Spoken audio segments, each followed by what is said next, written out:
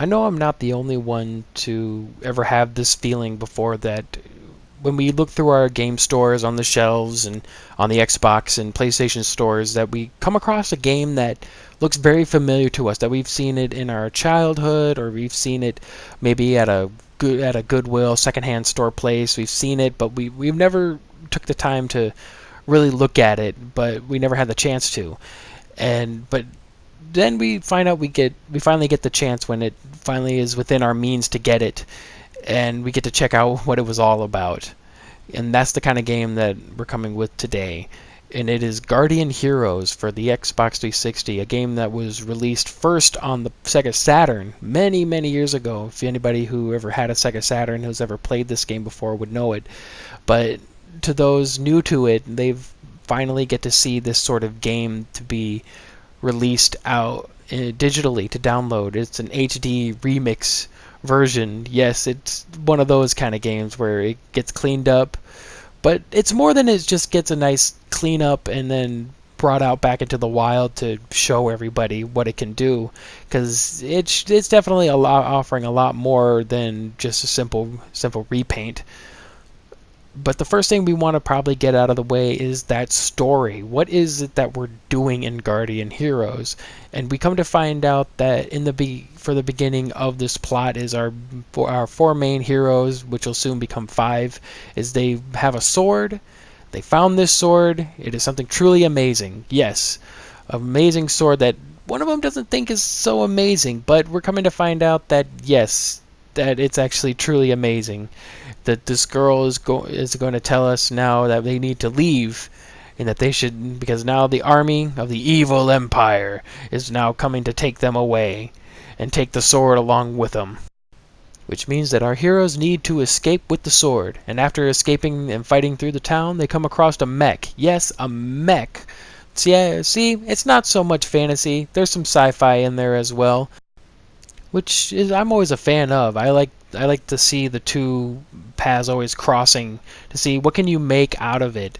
And this one they kind of keep it where the robots can live in the same vicinity in this fantasy setting as well, where they can have swords and have guns and have all those things, which always is awesome. So having to fight this monster but not really doing damage to it, we can see that our hero finds that this legendary sword isn't really all it's cracked up to be, because it is definitely not hurting this machine. But as you can see now, is that this sword now will go to its true owner, a character that I personally find to be one of the most awesome ones in games that I wish we see more of, or at least seen it actually have another chance to be in other games, or to see it in a sequel to this game. And that is this golden skeleton warrior that just cuts through anything in a single strike. But it also wants to cut through our heroes, but then eventually stops when the girl tells it to stop. So what gives? Well, that character is going to be your ally. Yep, the Golden Warrior is going to be helping you. You don't get to play as him. He's actually helping you in the fight. He is going to be your little sidekick. Another cool thing about the adventure is that you can choose paths when you finish a stage to choose which stage you want to go to. The next thing we want to talk about is the characters. And one of them is Han. He's basically your warrior type character. Not really good with projectiles. He's pretty much just your brute force fighter. Cut things down, fight, kick, punch, all those things. He's slow, but he has some really good strength to him. And also, I actually like his ego when he poses after doing a combo. A next character that we want to look at is Genjiro, your monk ninja character. He pretty much uses his fists and kicks and throwing knives, and also has his own form of projectiles that are kind of interesting, because that he does them in the way like a Naruto character would, using hand signs and the like. So he's faster than Han, but doesn't have as much as you would say attack power. But he's good for people who would rather have someone who can hit quickly than for someone who would rather hit hard. So he's good in that aspect. Next is Nicole, the girl, and she fights with smiley face emojis. Yes, most of her moves have smiley faces or glitter or very sparkly things. She's very girly in that aspect, but she can hold her own. She's more defensive type than anything. Another thing to remember Comic Relief, she keeps tripping when she's running. Yes, that actually becomes a factor, which is kind of annoying in some aspects, but I will let it slide for now because she's just so adorable and funny. And then to our second to last character in our story mode roster is Randy, our sort of mage character who has kind of the same feeling as Genjiro does, that he can do more combo hits, but it's not as strong, but he has a little more of a reach because of his staff. But that's not really where he has his where he shines in that aspect. He actually shines better when you see his projectiles, which are very effective, and when you time them just right, they could just do a lot of damage. And then finally, we actually have Serena, who is kind of a mixture between all those characters. She has, she has very good comboing, very good strength, very good projectile moves that she can use.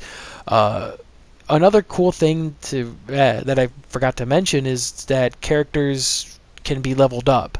When the more you fight through each stage, the more characters you defeat, enemy characters that you defeat, you can take those points and allocate them to your strength, to your HP, to your projectile ability, to even your luck. So you'd be more lucky to get anything. One other aspect that I thought was really cool, and I would love to see more games do this, is actually have a original version and remix version, that you can take the very nice colored graphics that they have for the remix version, and then you could turn them into the original version, which look blocky and perfect and just plain awesome. That they both look great. It more or less it is to your own preference as to what you want it to look like. But I guess we have to go into the back to the combat. How do you fight in this? Is that, like most beat 'em ups, you have a big wide open area to fight on your foes. The cool thing is that every character has combos. Every character has their own combos and special moves that they have that are unique to them, and you can use them however you want.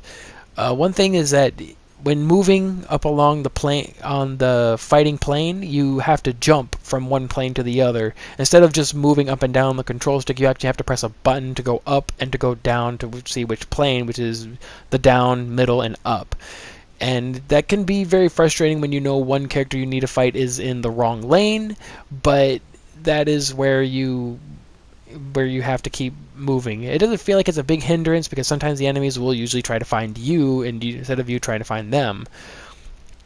Another aspect about this is the bosses. Oh my gosh, the bosses, they go from simple like the mechs to the Batwoman to this giant robot with wings and a tail, and it's just destructive everywhere, where it looks like everything is on fire, and he's just in his beams. Oh my gosh, he's completely difficult. He was a very frustrating boss, I will tell you that much. The thing is that it aged nicely, but not perfectly. I can tell you that the combat in itself it can stay frantic, but the moment when we can get to a lot of people on the screen, I'm talking like more than 15 to 10 people on the screen, it starts becoming very frantic, and you start losing where your character is. And moment you lose your character, you're gonna be losing more quickly than anything. But it's not where you won't. Once you've oriented yourself and you found out where your character is, it still works fine. It's definitely something that didn't age well in the update, but it was trying its best. Another thing that I really enjoyed the most was its versus mode. That the fact that every character you have ever come across, you've fought and defeated and spoke to, they will be playable characters for you to use, from the bosses to the main heroes to even the civilian characters that you come across. Even the little pet that Randy has in the game is a playable character, and I thought that was something truly. It's a nice touch, I can tell you. It's like, do we need it? No, not really, but the fact that every character is allowed to be in it is truly fun in its own right. So that way, you can say, and it's fun for that you could say like that's a very fun experience, especially when you have a multiplayer aspect in it that you could play with friends, and then you could say, well, I could play with this truly terrible character and still beat you.